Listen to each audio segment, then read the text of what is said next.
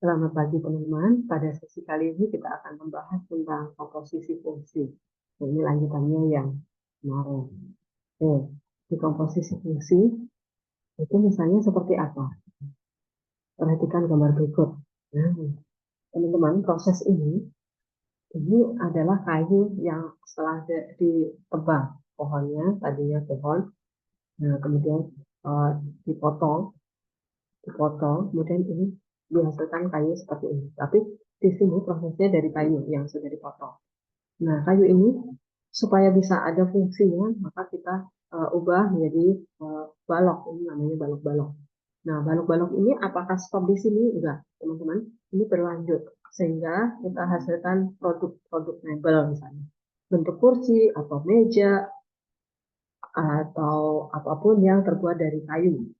Mungkin centong, mungkin apapun produk yang terbuat dari kayu. Nah, ini bahan ini nggak langsung jadi, pasti ada prosesnya. Nah, teman-teman, proses inilah yang nanti akan disebut sebagai komposisi.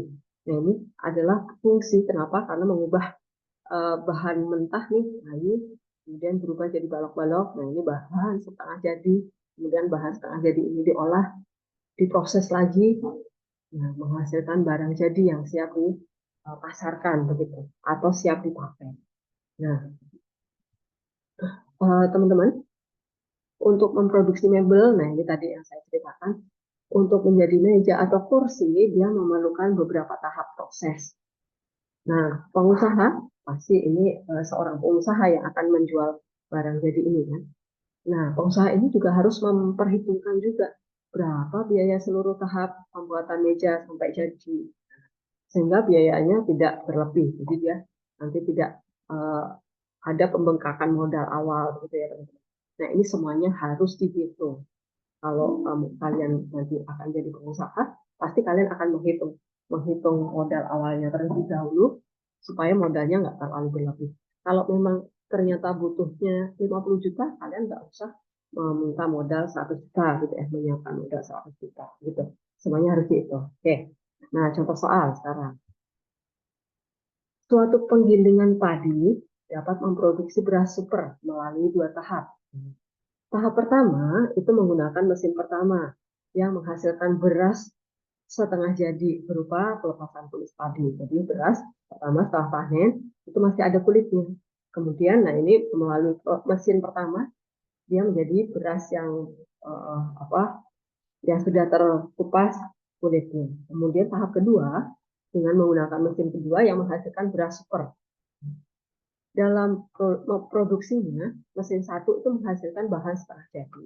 Mengikuti fungsi, nah ini fungsi di mesin pertama adalah Fx, X min 0,10.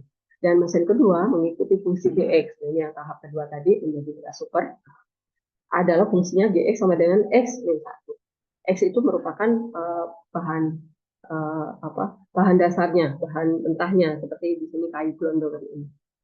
Nah, padi yang satuannya kilogram.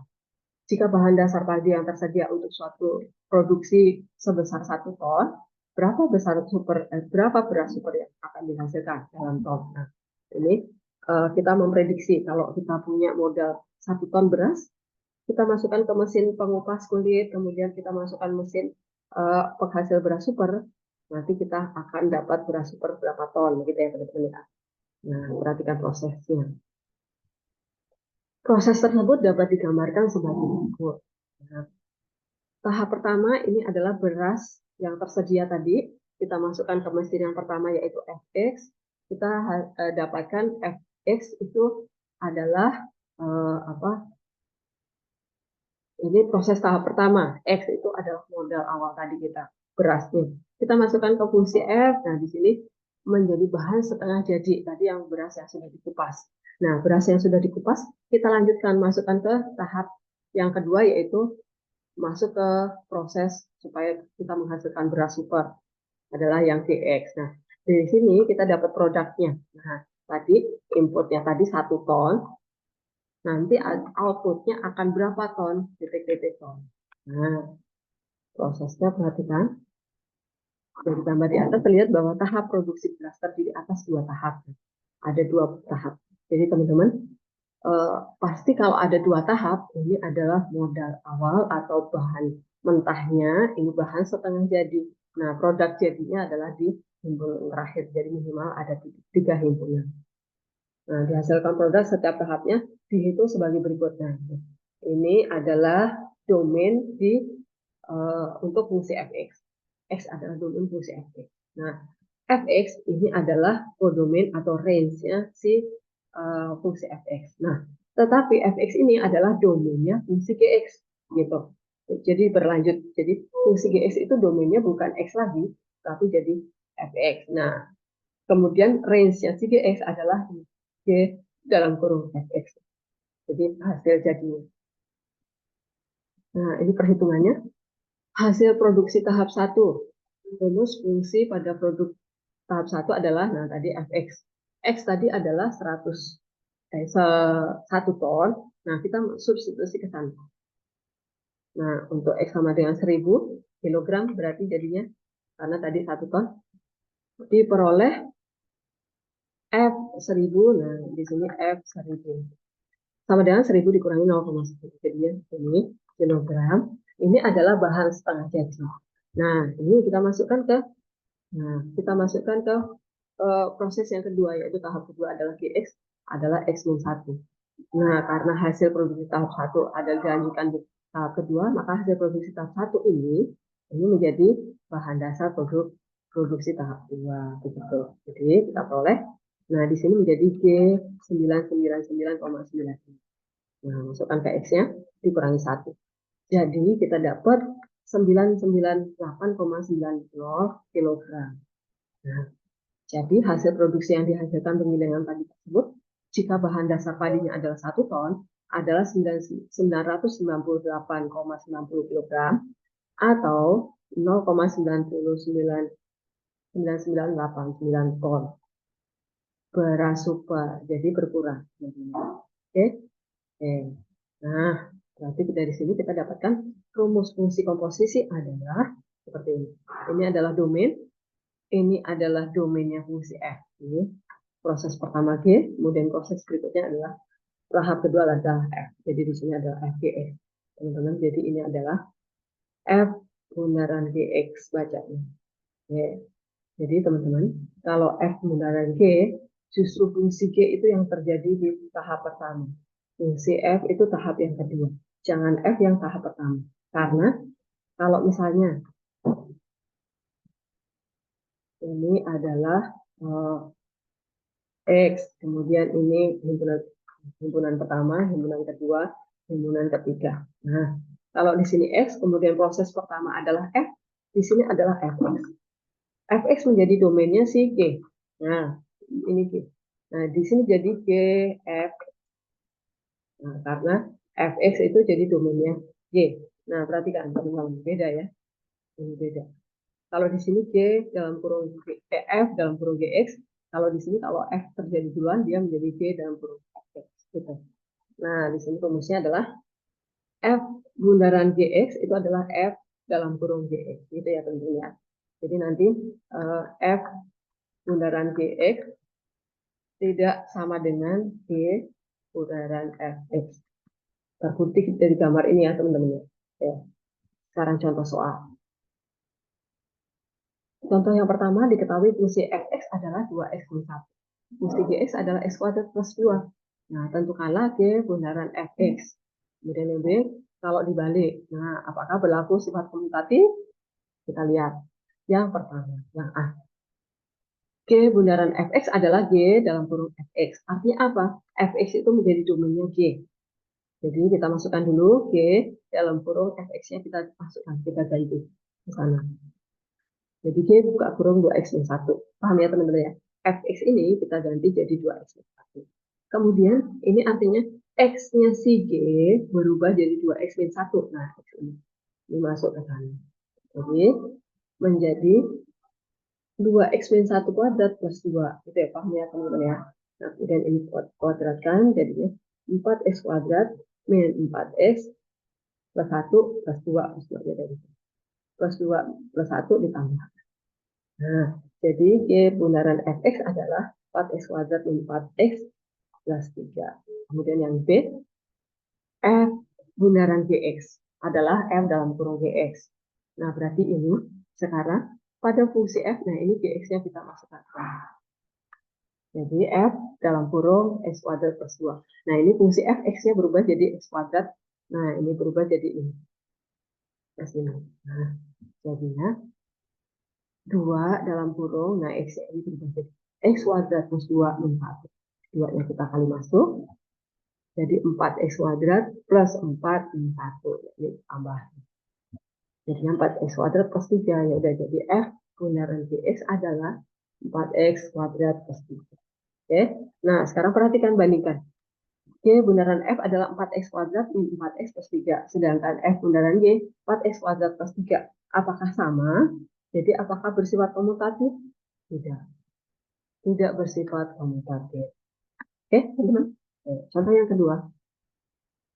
Jika diketahui Fx adalah 3X min 1 dan Gx adalah X kuadrat plus 4, tentukanlah nilai dari F bundaran G min 2 sama G bundaran F min 3. Oke, penyelesaiannya. F bundaran G min 2 artinya adalah F dalam kurung G min 2. Nah, G min 2 artinya apa? X-nya G ini berubah jadi min 2. Jadi, min 2 kuadrat plus 4 gitu ya. Jadi, 4 ditambah 4 sama dengan 8. Nah, jadi kita dapat jadi F8. Oke, nah F8 artinya apa? F8 artinya adalah X-nya berganti jadi 8. Oke, jadi 24 dikurangi 1, yaitu 3. Gitu ya, teman-teman ya. Oke, jadi F bundaran G min 2 adalah 2. Oke, sekarang yang B. G bundaran F min 3 artinya adalah G dalam kurung F min 3. F min 3 artinya apa? Pada fungsi Fx, X-nya diganti min 3. Nah, jadinya min 10, min 9, min 1. Nah, seperti ini. Kita dapat G min 10. Artinya G min 10 apa? Pada fungsi Gx, X-nya diganti min 10. Min 10 pangkat 2 plus 4. Jadinya adalah seperti itu. 104. Jadi G bundaran F min 3 adalah 104. Paham, teman-teman ya? Contoh yang terakhir. Diketahui fungsi Gx adalah X 5. Tentukanlah Fx. Nah, ini komposisinya diketahui, kita diminta mencari salah satu fungsi. Oke, penyelesaian. Yang pertama, G bundaran Fx sama dengan 4X plus 1. Nah, ini jangan diganti. Tapi kita mengubah di sini. G bundaran Fx itu berarti adalah G dalam kurung Fx. Ini yang ini tetap. Fx kita tetap masukkan ke sini. Jadi G Fx berarti X-nya si G berubah jadi Fx. Nah, jadinya Fx min 5 ya, sama dengan 4X plus 1. Jadi G pada fungsi G, X-nya berubah jadi Fx. Ya udah, ini X ini berubah jadi Fx. Oke, min 5 tinggal pindah ruas ke kanan jadi plus 6. Plus 5 plus 1. Ya udah, jadi Fx adalah 4X plus 6. Jadi, oke. Yang B. F bundaran Gx sama dengan X kuadrat plus 3. Nah, bundaran G kita ubah jadi Fgx. Yang ruas kanan tetap. Ini artinya pada fungsi F, X-nya berubah jadi Gx. Nah, Fx-nya nggak ada, tapi yang ada Gx. Nah, berarti Gx ini kita masukkan ke sana. Jadi F X min 5, nanti Gx ini berubah jadi X min 5. Masuk. Sama dengan, nah teman-teman, kalau kalian dapat seperti ini, ingat kita pakai pemisalan. Oke, jadi ini supaya ini berarti kita ubah jadi X min 5 sama dengan A. Nah, jadi X sama dengan A plus 5. Nah, ini harusnya plus 5. Nah, jadi semua X kita ubah jadi A plus 5. Nah, jadi jadinya adalah X kuadrat, nggak usah tanda kurung ya. X kuadrat plus 10X plus 25 plus 3X plus 15. Nah, jadinya X kuadrat 10X tambah 3X jadi plus 13X 25 tambah 15 plus 40. Nah, ya udah ini. Jadi Fx sama dengan X kuadrat plus 13X plus 40. Jadi ingat itu pembelajaran sebelumnya, teman-teman ya. Jadi kalau di sini X min 5 yang ditanya X, berarti X min 5 sama dengan ini sebenarnya X, tapi X yang sebelah kanan yang ditanya itu kita ganti jadi A. Terus kita mau cari X yang ruas nih, 5 bilah ruas, jadi plus. Jadi artinya apa? X yang diketahui ini yang kita ganti jadi A plus 5. Jadi A X. Jadi X plus 5. X plus 5. Gitu ya teman-teman. Apakah paham? Semoga paham. Kalau belum paham, silahkan diulang-ulang, dilihat ulang-ulang. Kalau benar-benar sudah diulang dan tidak ada, belum paham juga, silahkan ditanyakan di pertemuan berikutnya. Oke, teman-teman. Semoga membantu. Terima kasih.